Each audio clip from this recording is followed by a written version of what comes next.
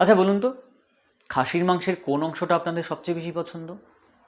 মানে একদম সলিড মাংস, নাকি পাঁজরের মাংস, নাকি নলি, নাকি মেটে, নাকি চর্বি?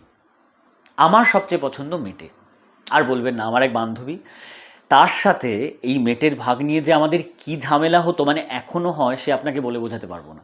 মানে মনে করুন, কেউ আমাদেরকে নেমন্তন্ন করেছে কোনো একটা অনুষ্ঠানে, সেখানে মাটন হয়েছে, হয়তো ও মেটে পেয়েছে আমি পাইনি, বা আমি পেয়েছি ও পাইনি। তো সেই মেটের ভাগাভাগি নিয়ে প্রচণ্ড ঝামেলা আর কি। অ্যাট লাস্ট অবশ্য আমরা ভাগাভাগি করেই খেতাম, বা এখনও খাই। তো ভাবলাম যে অনেক দিন মেটে খাওয়া হয় না, আজকে একটু ভালো করে মেটে খাই। তাই ভাবলাম মেটে চচ্চড়ি বানাই। দেখবেন মেটে চচ্চড়িটা কিন্তু এমনি রেস্টুরেন্টে খুব একটা অ্যাভেলেবেল নয়। তাই আমি ভাবলাম ঠিক আছে, তাহলে বাড়িতে বানিয়েই ফেলি। যেমনি ভাবা তেমনি কাজ। তাহলে চলুন, শুভ কাজে আর দেরি কি, তাই না? তাহলে আজকে অভিনেতার রান্নাঘরের রেসিপি খাসির মেটে চচ্চড়ি। মেটে চচ্চড়ি বানানোর জন্য আমি এখানে 250 গ্রাম মেটে নিয়ে নিয়েছি। মেটেগুলোকে দেখুন এরকম ছোট ছোট টুকরো করে নিয়েছি, এই রকম। আর তার সাথে নিয়ে নিয়েছি 75 গ্রাম মতো খাসির চর্বি বা খাসির তেল, যেটা আমরা মেটে চচ্চড়ির মধ্যে দেব। এবং আছে 2টো তেজপাতা, এবং 2টো ছোটো দারচিনি, আর 2টো এলাচ। এগুলোকে আমি ফোড়নে ব্যবহার করব। এর সাথে নিয়েছি 6খানা ছোটো ছোটো পেঁয়াজ, আর তার সাথে আছে একটা আলু, মাঝারি সাইজের আলু, আর একটা রসুন। আপনি এখানে চাইলে আলুটাকে স্কিপ করতেই পারেন, কিন্তু আমরা আলু খেতে পছন্দ করি, তাই আমি এর মধ্যে আলু দেব। সাথে আছে 1 চা চামচ সাদা জিরে, 6টা শুকনো লঙ্কা, একটা 1 ইঞ্চির আদার টুকরো, আর 1 ইঞ্চি দারচিনির টুকরো, 2টো লবঙ্গ, আর 3টে এলাচ। আমি এই সম্পূর্ণ মশলাটাকে শিলনোড়াতে বেটে নেব। আর এখানে আছে নুন, আমরা নুনটা স্বাদ মতো দেব। তার সাথে আছে 1/2 কাপ মতো সর্ষের তেল, আমরা কিন্তু এই রান্নাতে সর্ষের তেলই ব্যবহার করব। চলুন তাহলে এবার আমরা মশলাগুলোকে শিলনোড়াতে বেটে নিই। মশলাটা বাটার জন্য প্রথমে আমি জিরেটাকে এখানে নিয়ে নেব। তার মধ্যে আমি নিচ্ছি একটুখানি নুন। এই দেখুন, আমি অল্প পরিমাণ নুন এর মধ্যে দিলাম।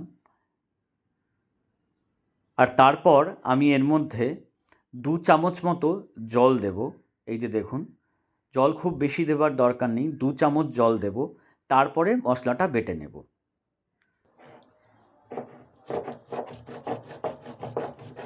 আসলে আপনারা ভাবতেই পারেন যে কেন আমি মশলাগুলোকে শিলনোড়াতেই বাটবো, মিক্সিতে বাটবো না। কারণ শিলনোড়ায় বাটা মশলা আর মিক্সিতে বাটা মশলার মধ্যে কিন্তু তফাৎ আছে।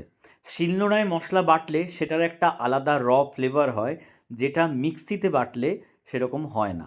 আমি স্পেশালি এই রান্নাতে শিলনোড়াতে বাটা মশলাই প্রেফার করি।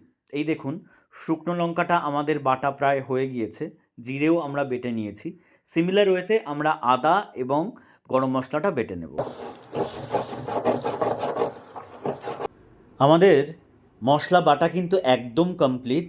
এই দেখুন, এটা জিরে বাটা, এটা শুকনো লঙ্কা বাটা, এটা আদা বাটা, আর এটা গরম মশলা বাটা। এই দেখুন, এবারে আমরা কড়াইটাকে খুব ভালো করে গরম করে নিয়েছি।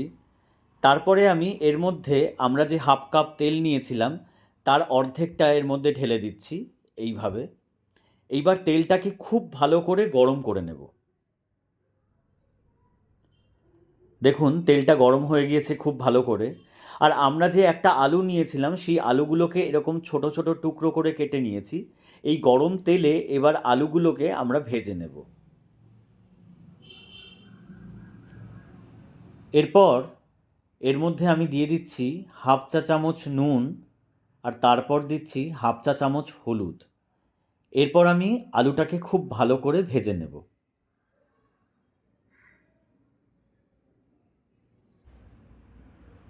দেখুন, আলুগুলো কিন্তু একদম ভাজা হয়ে গেছে। এবার আমি আলুগুলোকে তুলে নিচ্ছি কড়াই থেকে।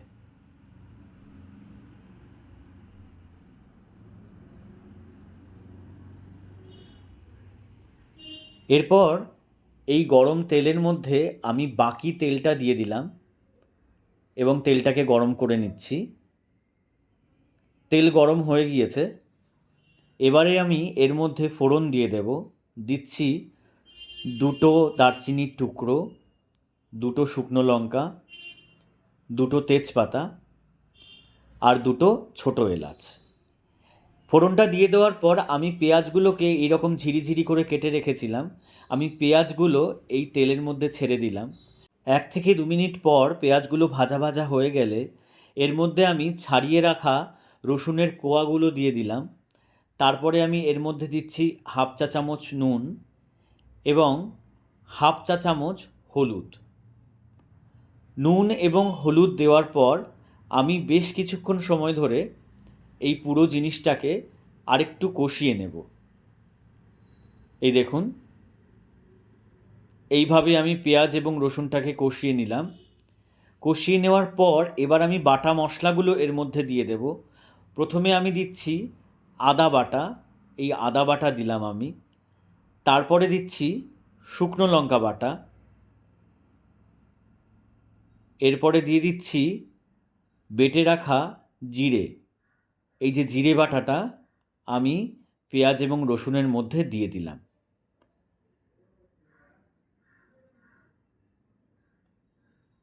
এরপরে খুব ভালো করে এই মশলাসহ পেঁয়াজ এবং রসুনটাকে কষাতে হবে যতক্ষণ না এর থেকে তেল বেরিয়ে আসে। এই দেখুন, আমরা কিন্তু মশলাটাকে খুব ভালো করে কষিয়ে নিয়েছি, তেলও অল্প অল্প বেরিয়ে এসেছে।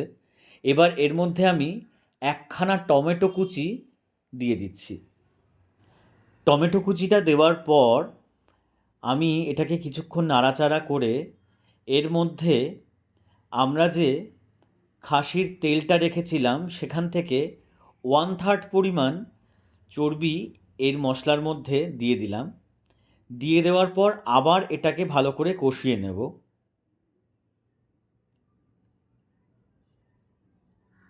এই দেখুন, আমাদের মশলাটা কষে গিয়েছে এবং তার থেকে কিন্তু তেল বেরোতে শুরু করে দিয়েছে। এইবারে আমি এর মধ্যে মেটেগুলো দিয়ে দেব। আমি এইভাবে সম্পূর্ণ মেটের টুকরোগুলো দিয়ে দিলাম। দিয়ে দেওয়ার পর এটাকে আমি আরও 5 থেকে 7 মিনিট ধরে ভালো করে কষিয়ে নেব। দেখুন, মেটেটাকে কিন্তু কষানো হয়ে গিয়েছে। এই যে মেটেগুলো কষে গেছে। এরপরে আমি ভেজে রাখা আলুগুলো এই মেটের মধ্যে দিয়ে দিলাম। তারপরে একটু নাড়াচাড়া করার পর আমি এর মধ্যে বাকি চর্বিটা দিয়ে দিচ্ছি। এই দেখুন, বাকি খাসির তেলটা আমি এর মধ্যে দিয়ে দিলাম। দিয়ে দেওয়ার পর আমি এইভাবে বেশ কিছুক্ষণ সময় ধরে এটাকে কষিয়ে নিয়ে এর মধ্যে 1 কাপ গরম জল ঢেলে দিচ্ছি। গরম জল ঢেলে দেওয়ার পর আমি এটাকে ভালো করে নাড়িয়ে তারপরে ঝোলটাকে ফুটতে দেব। এই দেখুন, 10 মিনিট পর আমাদের ঝোলটা কিন্তু একদম ফুটে গেছে এবং আমাদের মেটে চচ্চড়ি প্রায় হয়ে এসছে এবং মেটেগুলোও সেদ্ধ হয়ে এসছে। এই দেখুন, আমি খুন্তি দিয়ে দেখে নিচ্ছি এবং আলুগুলোও সেদ্ধ হয়ে গিয়েছে পুরোপুরি। এইবারেতে আমি এর মধ্যে আমাদের বেটে রাখা গরম মশলাটা দিয়ে দিচ্ছি। এই যে আমি বেটে রাখা গরম মশলাটা এর মধ্যে দিয়ে দিলাম। গরম মশলাটা দিয়ে দেওয়ার পর এটাকে খুব ভালো করে ঝোলটার সাথে মিশিয়ে দিয়ে তারপরে আমি এটাকে 10 মিনিটের জন্য ঢেকে রেখে দেব এবং গ্যাসটাকে অফ করে দেব। এই হলো খাসির মেটে চচ্চড়ি। গরম গরম ভাত, রুটি অথবা পরোটার সাথে আপনি সার্ভ করুন খাসির মেটে চচ্চড়ি। রেসিপিটি ভালো লাগলে আপনারা বাড়িতে অবশ্যই বানান। কেমন লাগলো আমাকে কমেন্ট বক্সে লিখে জানান। ভালো লাগলে অন্যদের সাথে শেয়ার করুন। অভিনেতার রান্নাঘর চ্যানেলটিকে সাবস্ক্রাইব করুন, পেজটিকে ফলো করুন, লাইক করুন। ভালো থাকবেন, সুস্থ থাকবেন।